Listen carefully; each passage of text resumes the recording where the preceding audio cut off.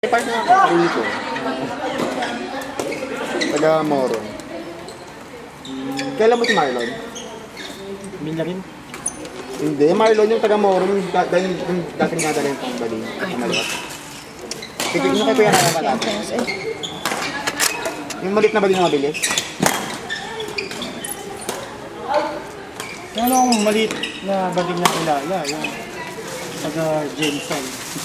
Taga Jensen. Taga Moro. Grabe yun, pinirapan sila po yun. Maliit. Walang din yun eh, tumatumbling yan. Kukuha yung door, tatumbling. Ang kulit ng smash ni Kuya Andy. Ha? Kulit ng smash ni Kuya Andy.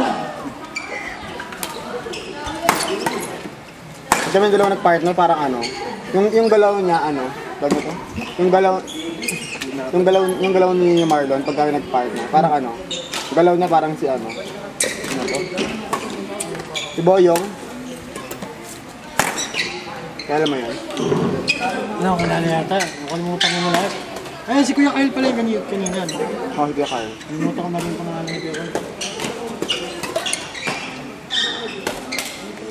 Dati ako yung nalaro kayo. May ganon. May ganon. Bago ako magbakasyon.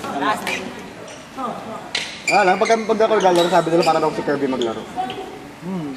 Nawala. Kinakawawa itong mga itong estudyante niyo yan. Ay, ang pogi. Kasi, ano, baka naging idol mo dati si Kirby. Hindi naman. Na-admire. Kung kakadol ako, hindi si Kirby. Sila Paul. Oo, sila Paul. Outside! Baka si Kirby pa. Diyos ko. Ang yabang eh, no? Tubig, tubig. Ewan ko lang.